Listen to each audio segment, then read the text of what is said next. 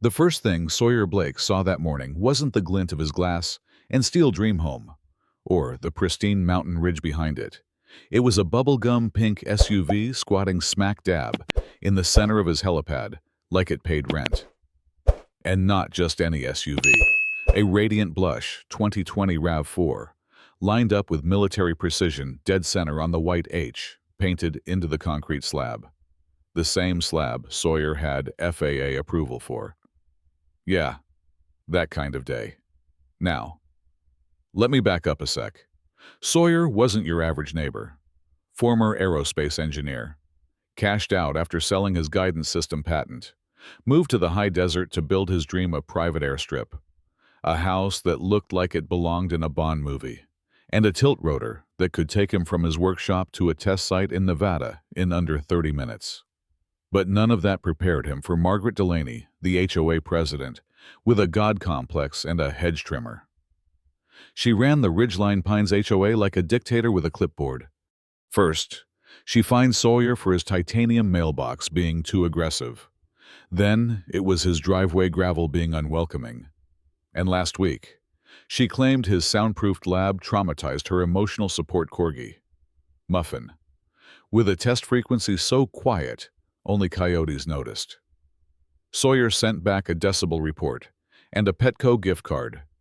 Margaret responded with a cease and desist letter and a photo of Muffin in a thunder vest. But parking her SUV on his helipad, that wasn't passive-aggressive. That was war. Sawyer hovered above the property in his Vipercraft V-tilt, low on fuel after a 6-hour test run, and radioed the HOA security shack. Kid on duty, Tyler barely paused his podcast before saying, "Yeah, Margaret said you'd handle it." Click. So, Sawyer did. He flicked on his rotors, 75% power dropped altitude, at 200 feet. Margaret's award-winning rose mulch lifted into the air like pink snow. At 100 feet, her garden gnome got airlifted into a juniper. At 50 feet, the hubcaps on her RAV4 popped off like frisbees. One nailed her HOA fence. Another skimmed across the yard. And Margaret. She clung to her porch rail, eyes wide, hair a tornado of curlers and rage. Sawyer landed with surgical grace, inches from her SUV, just enough rotor wash to scoot it aside and crack a window. Nothing deadly, just poetic. The cops came fast. Margaret came faster, screaming bloody murder. "He attacked me with an aircraft," she wailed. But Officer Grayson just raised an eyebrow.